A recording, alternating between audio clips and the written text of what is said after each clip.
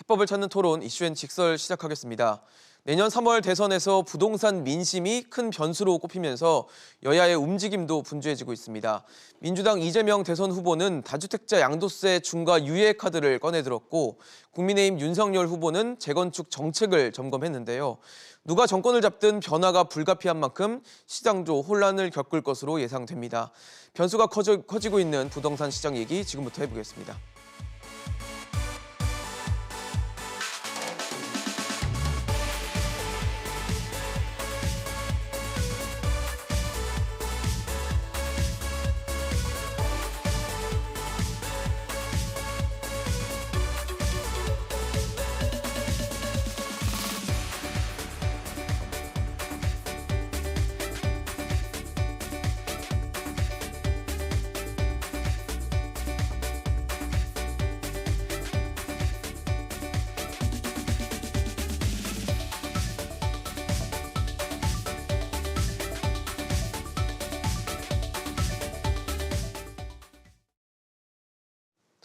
네, 오늘 함께해 주실 세 분 소개하겠습니다. 연세대 정경대학원 금융부동산학과 한문도 겸임교수, 경인여자대학교 경영학과 서진형 교수, 정동근 변호사 나오셨습니다. 어서 오십시오.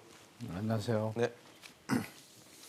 네, 민주당 이재명 대선 후보가 다주택자 부동산 양도소득세 한시적 완화를 추진하겠다고 밝혔습니다.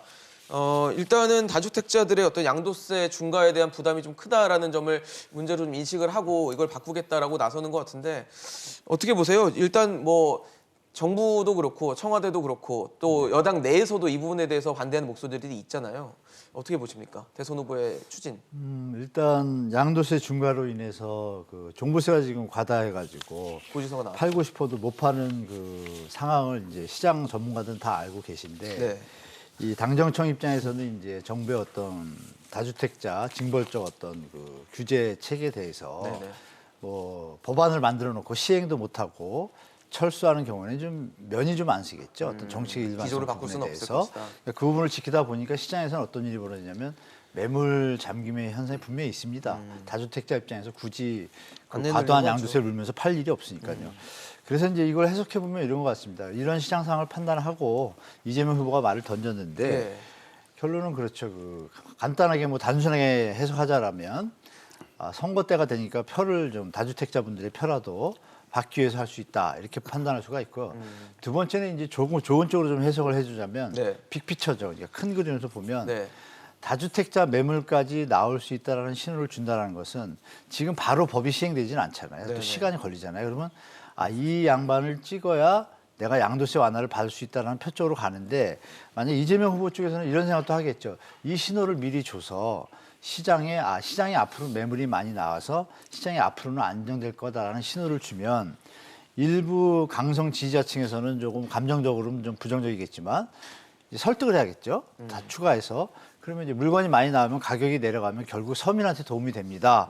국민을 위한 정책입니다라고 좋게 해석할 수도 있습니다. 그래서 그런 두 가지 면을 같이 보는데 결론적으로는 제가 봐도 잘하는 쪽이라고 봅니다. 저는 개인적으로. 당정청보다는 실제로 국민을 위한 정책이라면 물건이 85% 세금을 내서 팔 사람이 누가 있겠습니까? 그 부분은 좀 너무 강한 것 같고 제가 볼 때는 좀 국민 통합 차원에서도 좀 풀어주는 게 좀 낫다고 저는 보고 있습니다. 사실 이재명 후보 같은 경우는 뭐 기존에 갖고 있었던 생각들이 불로소득에 대해서는 환수를 하겠다. 부동산으로 돈 벌지 못하게 하겠다. 그리고 문재인 정부의 부동산 정책을 좀 계승하는 듯한 이어가는 듯한 말과 행보들을 보여왔다가 지금 이제 이렇게 다주택자에 대한 양도세 한시적 완화를 꺼내 드니까 이제 기조가 바뀌는 건가? 이제 방향이 언제 유턴을 하는 것인가에 대해서도 많은 분들이 궁금해하실 것 같은데 어떻게 보십니까? 이재명 후보가 이제 그 도정을 수행할 때는 그렇죠. 일부 이제 도민들의 지지라든가 국민들의 지지를 이끌어내야 되기 때문에 네. 이 부동산의 불로소득에 대해서 징벌적 과세를 하겠다라는 의견들을 표명을 했는데 네. 내년 대선에 실질적으로 보게 되면 부동산 문제가 국민들의 민심들을 많이 좌우할 수 있기 때문에 결국은 다주택자들에 대한 여러 가지 어떤 규제, 국민들의 어떤 조세 저항 이런 것들을 좀 완화를 시켜서 네.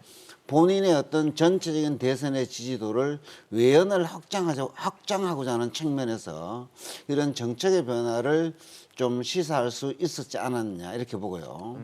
그러다 보니까 이제 이러한 어떤 외연 확장을 하는데 기존 정책과 그 기존 지지층들의 어떤 반발 이런 것들을 불러옴으로 인해서 지금 약간 갈등을 좀 유발할 수 있지 않을까 이렇게 보는 거죠. 네. 근데 뭐 유연한 생각이라고 판단할 수도 있겠지만 기존의 기조를 지키지 못하고 결국 포퓰리즘적인 정책들, 표심을 구애하는 듯한 정책을 하는 게 아니냐라는 비판의 목소리도 나올 수 있는 지점이 있다고 보시는데 변호사님 보시기에도 뭐 그런 데는 동감을 하세요? 어떠세요? 일단 두 분께서 뭐 말씀해 주시면서 약간 정치적 이유적인 측면도 말씀해 주셨는데 네. 사실 그 부분을 뭐 완전히 부인할 수는 없을 겁니다. 네. 그런데 왜 굳이 이런 선택을 했나라는 이런 발언을 했나라는 예. 부분에서 꼭 표심만을 의식했다고 보기는 좀 힘들어요. 그러니까 제가 이 부분과 관련해서는 결국 이제 그 이재명 후보가 평소에 지속적으로 얘기했던 것이 부동산을 통해서 불로소득을 얻는 것을 어떻게든 막겠다라고 네. 얘기를 했는데 그렇죠. 지금 다수의 전문가들이 양도세 완화를 통해서 다주택자들의 매물을 내놓게 해야 된다라는 것이 그것이 사실 다주택자들을 옹호하거나 그들의 불로소득을 인정해주는 사실 불로소득이라보다는 양도차익이라는 표현이 더 중립적인데 네.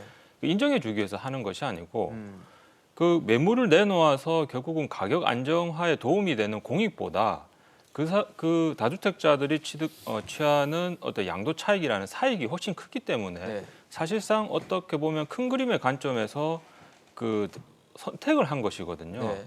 그래서 이제 뭐 이 부분과 관련해서는 이제 이재명 후보가 집은 행복을 위해서 뭐 사는 곳이다 이런 발언까지 했는데 사실 이제 현실적인 어떤 제약을 무시하고 이념 위주의 정책을 펼치다가 사실은 오히려 결국 역설적으로 서민들이 더 살기 힘든 이런 어떤 결과가 오지 않았습니까? 그래서 네. 이런 부분을 또 생각을 하면 매물을 어느 정도 확보를 하는 것이 현실적인 선택일 수 있겠다라는 생각을 이재명 후보도 했을 것 같습니다.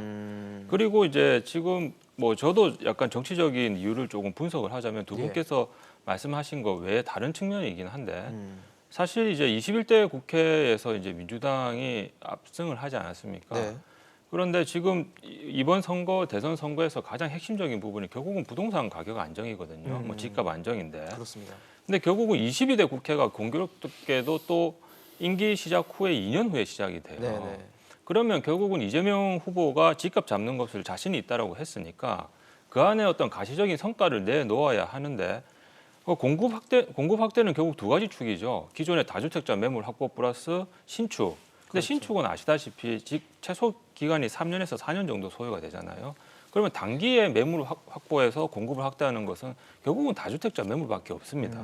그래서 오히려 이제 이런 부분에서 초기에 어떤 호언장담했던 것과 다르게 실제로 뭐 공급이 빠른 시일 내에 확보가 되지 않아서 가격 안정이 도모가 안 된다고 하면 사실상 오히려 또 국민들이 이재명 후보에 대한 실망이 또 급격하게 좀 빨리 올 수도 있어요. 그래서 이런 것까지 좀 고려를 한다고 하면 어느 정도 현실적인 선택 부분도 있지 않나. 뭐 거기에 대해서 약간 더 표심도 의식을 했겠지만 네네. 저는 이렇게 종합적으로 분석할 수 있을 것 같습니다. 네, 굉장히 복합적인 뭐 노림수였다라고 볼 수도 있을 것 같은데 사실 지금 뭐 1가구 1주택자의 양도세 부분에 대해서는 일단 비과세 기준을 올리면서 이제 어느 정도 세부담을 좀 줄인 측면이 있었는데 다주택자에 대해서는 여전히 중과를 하겠다라는 게 정부와 또 청와대의 기조였거든요. 그러다 보니까 후보 한 명의 이런 어떤 개인적인 입장이 과연 정책 변화로 이어질 수 있을까에 대해서는 조금 의구심이 있는 부분도 있을 것 같은데 어떻게 보세요? 추진을 해서 결국은 뭐 달성해낼 수 있다라고 보십니까? 일단 우리가 뭐 아닌 때 물뚝에 연기 날까 이런 말 있잖아요. 근데 자꾸 지금 박안주 최고위원이 한번 얘기하고 나서 또 이재명 후보가 받아줬고 네. 또 1년 내내 전문가들이 이 부분이 우리 저 변호사님 말씀처럼 단기 공급에는 재고주택을 풀어주는 게 최고거든요. 그러니까요. 그러니까 그런 부분에서 시장 상황을 본다면 제가 볼 땐 그게 제일 빠르고 또 제일 시장 효과가 있기 때문에 그 다주택자의 징벌적 어떤 이익에 대해서 너무 감정적으로만 대처하다 보면 전체 그림을 좀 망치지 않습니까? 이제 그런 부분에서 자꾸 얘기가 나오는데 이 표현을 보면 진성준 의원이 이런 표현을 했어요. 네. 개인적으로는 양도세 중과 해제에 대해서 찬성하지 않는다. 반대. 개인적으로라는 표현을 썼습니다. 그렇습니다. 굳이 그거를 워딩을 안 붙여도 되는데 그렇다면 뭐냐면 그 기류가 나타났다는 얘기죠. 당내에서 제가 볼 때. 이거 매물 잠금을 풀어주는 게 더 주택 가격 안정에 도움이 되겠다라는 어떤 시장의 전문가들의 여론이 이제 스며 들어가서 뭐 공론화가 좀 됐으니까 이게 좀 나왔겠죠. 공석에서. 그리고 급기야 이재명 후보가 말을 던졌다는 것은 좀 메시지가 좀 크지 않습니까? 그것을 뭐 말씀 올린 것처럼 바로 뭐 해가지고 법이 개정되려면 시간이 걸리지만 시장에 이제 신호를 분명히 주는 거죠. 그러면 다주택자분들뿐이 아니라 매수자분들도 심리적 안정이 생깁니다. 현재 다주택자분들이 지금 매물을 내놓은 분들이 안 계시거든요. 양도세 때문에. 그렇죠. 근데 그분들이 더 내놓을 거라는 생각이 들면 어떤 생각이 드냐. 지금 현재도 작년에 비해서 아파트 매매, 전세, 월세 다 세 가지 유형이 다 지금 매물이 늘었거든요. 그 상태에서 이 매물까지 추가한다라는 신호가 시장에 오면 지금 이제 여러 가지 지표들이 좀 상승 둔화 추세로 다 바뀌고 있는데 이런 신호들이 온다라는 게 심리적으로 경제는 심리라고 그러지 않습니까? 그 심리가 만약에 관망세로 돌아서고 3기 신도시 청약이 또 내년 초부터 바로 이어지거든요. 그러니까 이런 것들이 이어지는 전체적인 그림에서 보면 네. 어떤 팩트들이 전부 집값이 하향 안정화 쪽으로 가겠다라는 신호들이 시장에 자꾸 퍼지게 되면 일단 수요가 이제 관망세로 돌아서고 또 매수자분들은 지금 매물이 경쟁이 일어나게 되니까 가격이 뭐 간단하잖아요. 수요 공급에서 공급이 많으면 가격은 하락하게 돼 있지 않습니까? 그렇다면 전 국민이 원하는 주택 가격 안정의 방향으로 간다는 신호가 되기 때문에 제가 볼 때는 이 추세가 시장에는 좀 좋은 영향을 볼 거라고 봅니다. 단편적으로 순간적으로 혼돈되고 이런데 중장기적으로 뭐 한 3, 4개월, 6개월 본다라면 전체 이 시장에서 어떤 심리적 안정을 충분히 줄 수 있다고 저는 보고 있습니다. 지금 말씀 주신 대로 공급이 늘어나는 효과가 있으면서 가격의 안정을 또 부동산 시장의 안정을 가져올 수 있다라는 관측도 가능하지만 사실 뭐 기획재정부 같이 이제 정부 입장에서는 이번 이 양도세를 완화하는 것들이 시장에는 오히려 불안을 조성할 수 있다라고 보는 것 같거든요. 네. 시각차가 있어요. 이재명 후보가 이제 이런 이게 공약인지 정책의 방향인지를 좀 더 명확하게 설명할 필요가 있어요. 집권 여당의 후보이기 때문에 네.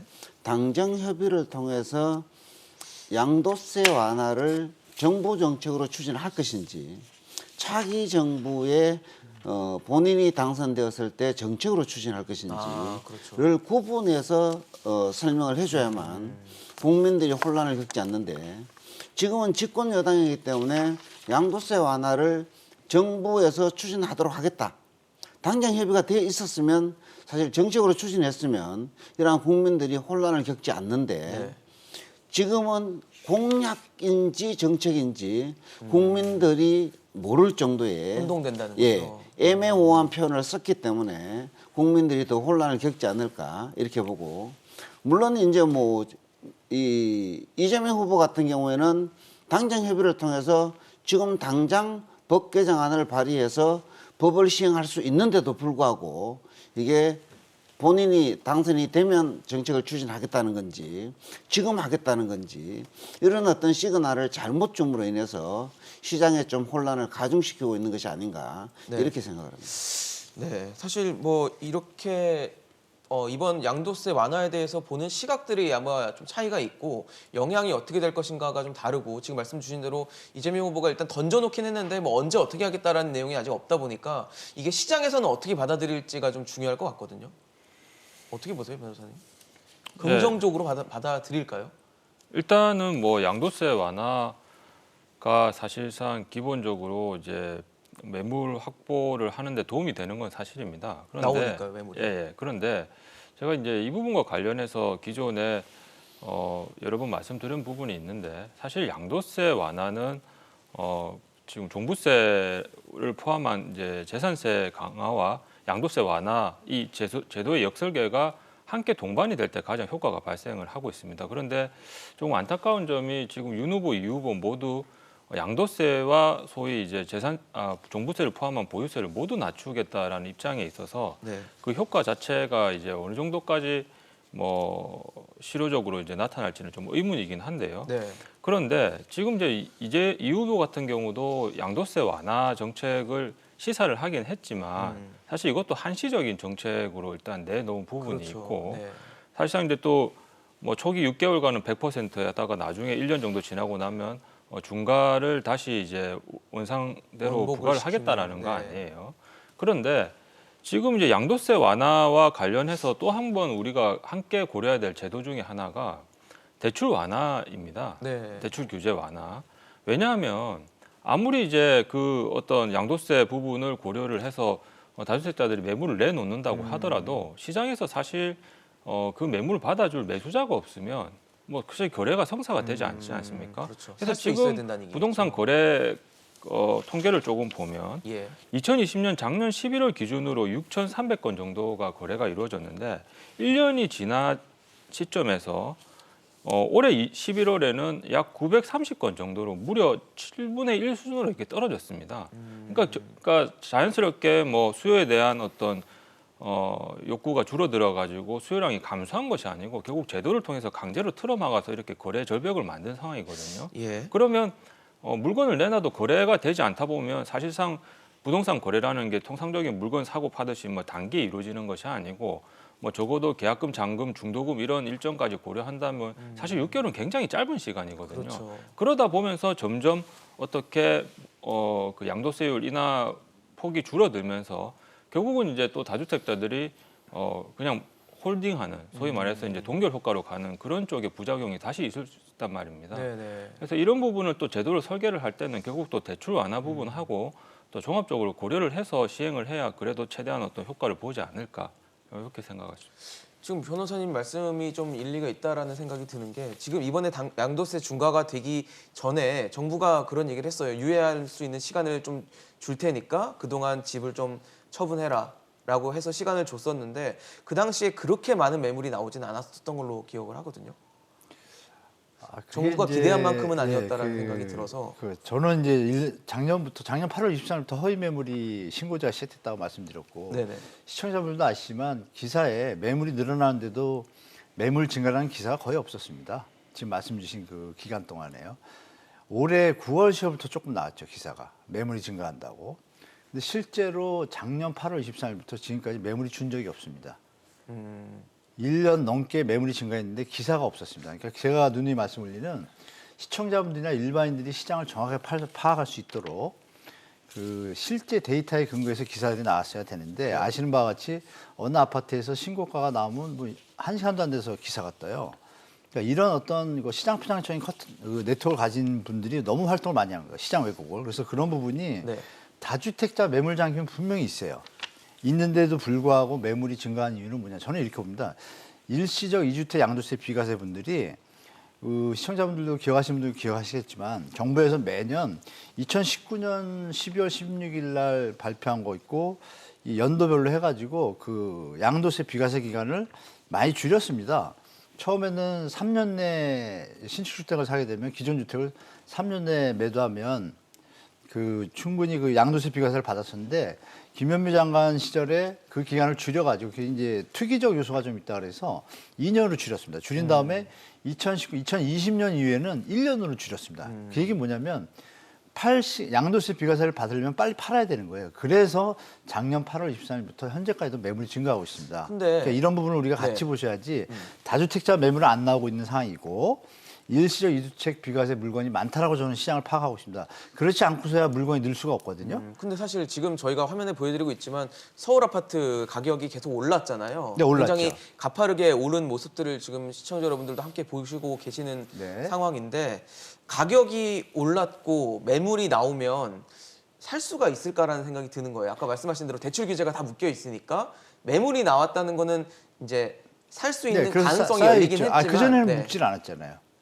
요 최근에 와서 묶은 거지 그러니까 영끌할 하반기에 시절에는 안 묶었잖아요. 그리고 지금은 이제 묶여 있잖아요. 네, 지금 묶여 있죠. 그러니까 양도세를 지금 만약에 이재명 후보가 이렇게 양도세 완화를 한시적으로 추진을 했을 때 네. 이게 과연 거래로 이어질까에 대해서는 회의적이라는 지적을 변호사님이 해주신 거기 때문에 거래가 이어질 수 있는 분들도 있겠죠. 그죠. 네네. 왜냐하면 현금이 많아야 될거 고소득자분들은 아니에요. 물론 이제 말씀대로 일부분의 어떤 선의 문제점은 생겨요. DSR이 적용이 안 되는 분들은 사고 싶어도 대출이 안 되면 못 사지 않습니까? 그러니까요. 근데 우리가 이렇게 봐야겠죠. 대출이 받쳐주는 가격은 대출 레버리지를 활용해서 주택 가격에 상승 효과를 줍니다. 근데 대출이 어느 정도 제어가 된다 그러면은 더 오르게 역량이 부족하죠. 그러면 그분들 그럼 주택 가격이 어떻게 되겠어요? 하락하겠죠. 그럼 굳이 대출을 안 받고 하락한 다음에 사도 되잖아요. 그러니까 시간을 우리가 단편적으로 보면 변호사 말씀도 맞아요. 왜? 대출이 있어야 주택 수요가 발생을 하는데 그 수요의 폭이 실수요 자산에서 그치면 되는데 가수요, 투기 수요까지 넘어가니까 그걸 제어하기 위해서 가계부채가 지금 극대화되어 있는 이런 부분을 정부 입장에서는 전체 경제를 볼 때는 가계부채를 조율하는 입장이니까 그런 부분을 통합해 보면은 쉽게 가계부채 부담 때문에 대출 완화를 급격하게 늘릴 수가 없거든요. 그럼 어느 정도 유지를 해야 되니까 지금 고승범 금융위원장이 10월 26일에 또 발표한 게 저는 속으로 가계부채 심각도가 지금 정부에서 심각하게 보고 있다 판단해요. 왜냐하면 올해 6%였습니다. 저 부채 증량 총가가. 네네. 근데 내년에 4.5에서 5%로 줄이겠다는 얘기를 조용히 발표를 했어요. 그러면 대출 총량이 올해보다도 지금 15%에서 10% 정도 줄인다는 얘기네. 15% 정도. 늘어나는 폭을 줄이겠다는 네네. 얘기죠. 그러면 이게 시장에 좀 저는 속으로 악영향이 있겠구나. 그 경착륙이 될 수 있는 소지들을 또 이상하게 자꾸 나오는 거예요. 그래서 이건 좀 이상한데 이게 정부가 통합적으로 다시 하겠다는 생각이 들고 결론적으로 말씀드린 거죠. 대출 완화를 하고 싶어도 부채 때문에 부담이 되고 경기 상황 때문에 부담이 되고 물가 상승을 막아야 되는데 금리를 또 올려야 되고 여러 가지 악재 요인들을 봤을 때 가격 하락의 어떤 전조가 지금 나타나고 있는데 다주택자 양도세 완화 신호를 줬지 않습니까? 네네. 그러니까 이 부분이 대출과 어떤 뭐 직접적인 연관이 있다고 저는 보지 않는 거예요. 전체적인 시장에서 지금 대출은 시장이 견조하거나 안정적일 때는 대출 효과가 분명히 있습니다. 근데 지금 수요 공급 차원에서 가격이 임계점이 왔기 때문에 매물이 늘어나고 가격이 둔화되는 효과를 보이기 때문에 이럴 경우에는 우리가 기억하겠지만 노무현 정권 때도 집값이 오르는데 금리 올리면 내릴 것 같지만 안 내렸습니다. 그 이명박 정부 때는 입주 물량이 적은데도 가격이 내려갔습니다. 그러니까 그거는 어떤 수요 공급이 견조하게 안정된 선에서는 그게 효과가 큰데 종합적인 다른 요인들이 부수적으로 들어오기 시작하면 그게 힘을 못 씁니다. 제가 드린 말씀은 그죠. 대출 규제를 지금 좀 완화해 준다고 해서 다른 제도를 다 막아놨어요. 뭐 일시적 이주택자, 갭투자 이런 걸 다 막아놨기 때문에 수요가 지금 많이 줄었습니다. 그래서 그런 부분을 통합적으로 본다면 물론 실수요자한테 분명히 도움이 됩니다. 규제 완화가. 근데 그 부분의 폭이 DSR 제도와 국제회계 기준, 은행의 어떤 국가 간의 거래에는 룰이 있기 때문에 네. 대출을 예전처럼 뭐 90% 80% 쉽지 않습니다. 그래서 그런 부분을 같이 보셔야 시장을 정확하게 보신다고 좀 말씀드리겠습니다. 네, 아마 이 양도세 중과 유예라는 걸 지금 한시적으로 하겠다라고 하고 있고 대출 규제는 내년에도 더 강화될 것으로 보이기 때문에 과연 이게 시장에 어떻게 얼마나 영향을 줄 수 있을지는 좀 의문이라는 생각이 들고 사실 최근에 뭐 종부세 고지서를 받아든 분들 중에는 꽤 놀라신 분들도 많았다고 해요. 지나치게 이제 세 부담이 늘어났기 때문인데 거기에 보면은 이제 공시가격이 크게 올라왔던 부분들 이런 부분들이 영향을 줬을 거고 그러면서 공시가격 현실화율에 대한 얘기도 있었는데 좀 지나치게 빠른 거 아니냐 뭐 여러 가지 얘기가 있었거든요. 그러다 보니까 지금 이제 이 속도 조절 좀 해야 된다라는 얘기도 나오고 있는 것 같은데 어떻게 보세요? 지금 일단은 정책의 수정 가능성이 좀 얘기가 되고 있는 것 같거든요. 지금 이제 뭐 조금 전에 이제 시장 상황에 대해서 시장에 매물이 많이 증가하고 있다고 얘기를 했잖아요. 그죠? 이 증가하고 있는데 부동산 거래 자체가 안 돼요. 왜냐하게 되면 이 다주택자들이 주택을 매도하려고 매물을 내놨지만은 뭐 얼마의 거래 계약이 성사되면 양도소득세가 얼마 정도 나올까 계산을 해보니까 이건 정답이 안 나오는 거예요. 왜냐하게 되면 15년 전에 1억에 샀던 빌라가 지금 현재 3억 정도 가격이 나가요. 빌라가요? 예. 그런데 이제 그거를 양도 차익을 2억으로 보는 겁니다. 근데 15년 전에 1억의 돈의 가치와 네. 지금 3억의 돈의 가치가 이 비슷하다고 사실 판단하는 소비자들의 어떤 심리적 요인들이 많거든요. 아, 숫자는 늘어났지만 예. 실제적으로 가치는 크게 늘지 않았다. 예, 그렇죠. 근데 이제 2억에 대해서 약 82.5%의 양도소득세를 계산하다 보니까 거래가 성립 안 되는 겁니다. 그리고 또 매수자들은 그 부동산을 사고 싶어도 대출 규제로 인해서 부동산을 못 사는 거예요. 네. 그리고 이제 다주택자들이 자기 집을 팔려고 하게 되면 이 임대차 보호법 때문에 임차인들을 보호하잖아요. 그죠? 그러면 실수요자들이 집을 사서 실수요자들이 입주를 해야 되는데 입주 자체를 못 하는 겁니다. 그리고 이제 대출 규제로 인해서 매수자들이 또 매수 자금을 마련하지 못하는 거예요. 이 결국은 이러한 여러 가지 규제들이 맞물려서 거래 절벽 현상을 가져오는 겁니다. 이것들을 정확하게 파악을 해줘야 되는데 예전처럼 수요와 공급에 의해서 매물이 늘어난다고 해서 가격이 다운 안 되는 이유가 여기에 있는 겁니다. 그런 것들을 이제 정확하게 좀 분석을 해서 시장에 좀 제시를 해줘야만 소비자들이 판단을 할 수 있지 않을까 네. 이렇게 보고요. 올해 이제 이 종부세가 세금 폭탄이 아니라 자산에 대한 강탈이다라는 얘기를 일반 국민들이 많이 해요. 보유세가 아무래도 미실현 이익에 대한 또 예, 세이기도 그렇죠. 하고. 왜냐하게 되면 이 종부세가 너무 급격하게 과도하게 증가했다는 겁니다. 왜 증가를 했느냐? 네. 일반적으로 이제 공시가격의 인상률만 갖고 증가를 하게 되면 별 문제가 없는데 실거래가도 상승을 하고 그렇죠. 공시가격도 상승하고 그다음에 공정시장 가격 비율도 상승하고 세율도 그러고요.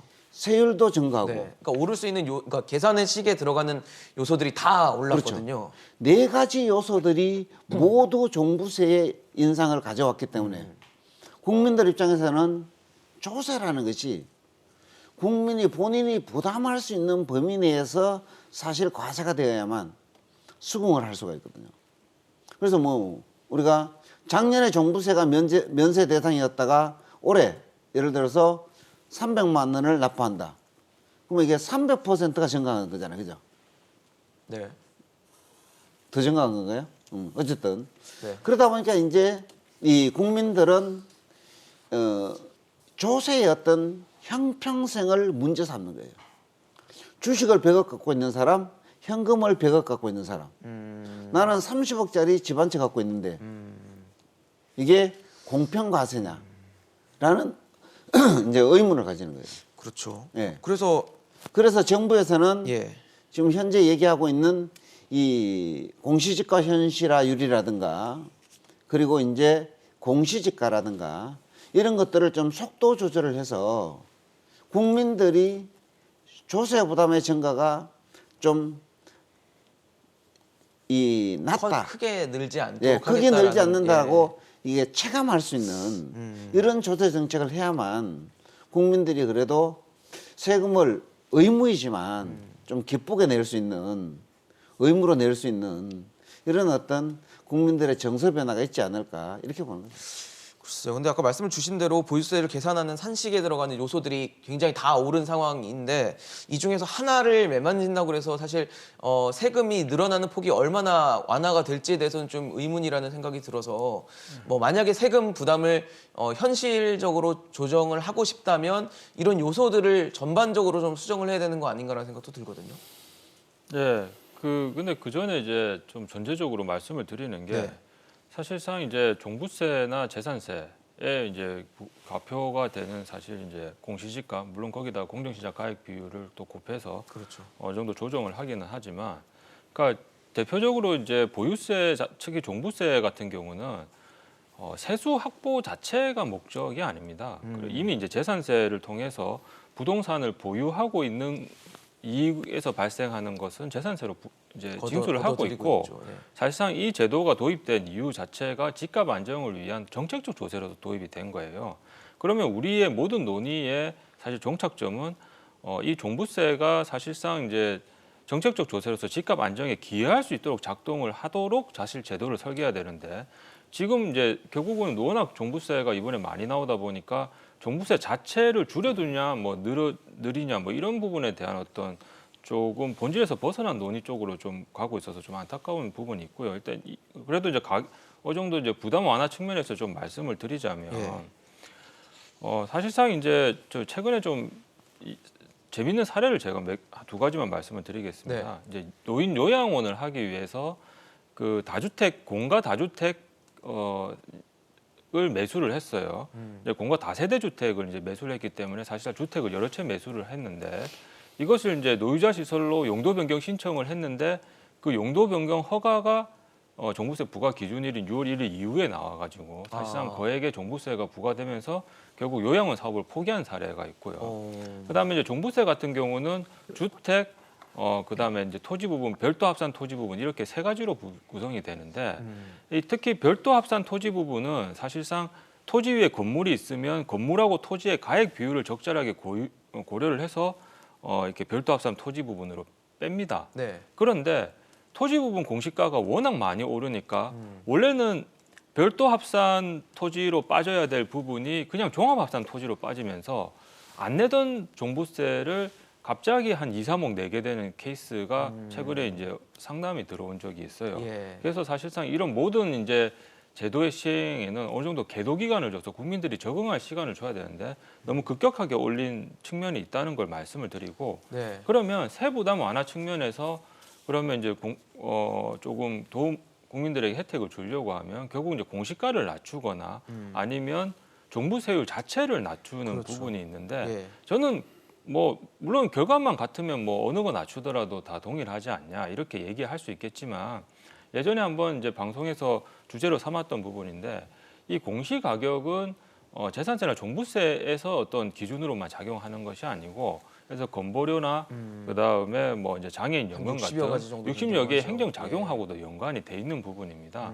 그래서 사실 이제 종부세 자체만 보자면 어떻게 보면 이제 공시가를 조금 뭐 상승률을 좀 둔화시키거나 네. 이런 부분을 조절을 하면 혜택은 볼 수는 있겠지만 뭘 조정해도 결국은- 결과값은 예, 똑같을 그러니까 수 결국은 이제 있다는 다른 거죠. 제도에 악영향을 미칠 수 있기 때문에 사실상 이제 공시가를 지나치게 단기간에 급격히 상승시키는 부분은 굉장히 지양이 돼야 될 것이고요.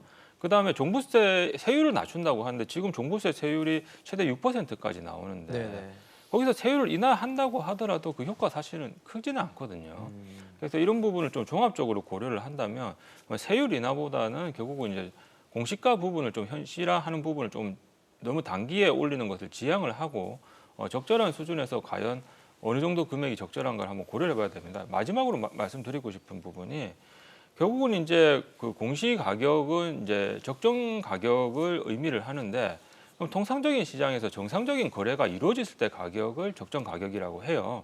그런데 지금 같이 단기에 부동산이 폭등한 상황이고 특히 거래 절벽 속에서 신고가 사례가 조금씩 나오는 이런 사례를 두고 과연 거기에서 형성된 시장 가격을 적정 가격이라고 볼 수 있는지도 한번 정부에서는 재고를 해볼 필요가 있지 않나 이렇게 마무리드리고 싶습니다. 아무래도 종부세의 어떤 방안에 대한 수정들이 얘기가 나오고 사실 지금 이렇게 되기 전에 뭐 여당에서 2%를 추진하기도 예, 했었고 예. 그러면서 이제 계속 이 부분에 대한 논란이 되는 게 뭐 세금이 내야 되는 거죠. 꼭 내야 되는 납세 의무가 갖고 있는 거긴 하지만 지나치게 늘어나는 부분에 대해서는 아무래도 이제 납세자들에게는 큰 부담이 될 수 있고 예, 이게 예. 또 다른 영향을 줄 수 있기 때문에 검토를 하는 거고 아까 말씀 주신 뭐 요양원 사례라든지 뭐 별도 합산 토지 사례처럼 좀 억울한 케이스들이 있어요. 6월 1일자로 딱 이제 그 시점을 못 박아서 이제 기준을 나누기 때문에 뭐 일시적으로 이주택자가 됐는데 종부세를 많이 낸다든지 뭐 이런 분들이 이제 있기 때문에 이걸 좀 현실적으로 좀 수정을 해야 된다라는 얘기가 나오는 것 같거든요. 저도 그 부분에 찬성합니다. 일단 종부세의 어떤 의도나 그 뜻이나 어떤 뭐 좀 많이 가지신 분들이 조금 더 낸다는 취지에는 공감을 하는데 이 진행 방향에 있어서 선의 피해자를 최대한 줄이는 것이 이제 정책의 어떤 궁극적인 목표인데 네네.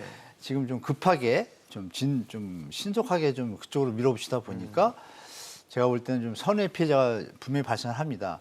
그러나 이제 우리가 정확하게 볼 것은 지금 1주택자 기준으로 봤을 때 16억 정도 시세가 이러면 한 57만 원 나옵니다. 종부세. 부담할 수 있는 선입니다. 네. 그러니까 제가 볼 때 뭐냐면 지금 언론상에 나오고 우리 두 분이 말씀 주시는 이제 선의 피해자 중에 그분들 말고 너무 과다해서 이제 피해를 보시는 분들이 주로 다주택자입니다. 정부가 지금 부담을 주는 쪽이 다주택자 타겟이거든요.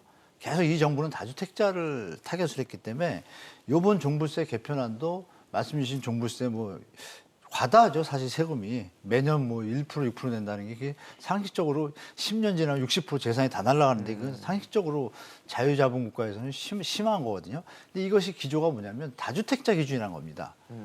1주택자는 해당이 안 되는 거죠. 그러니까 다주택자들이 그분들이 부담이 되면 집을 팔아라는 신호를 주는 그렇죠. 거거든요. 집을 가지지 근데 이제 말아라. 변호사님 말씀처럼 내놔라. 팔고 싶어도 못 파는 상황이 왔을 때 어떤 예외정에 대한 대처 또 그런 여러 가지 케이스 바이 케이스에 대한 여러 가지 대안들이 지금 없어요.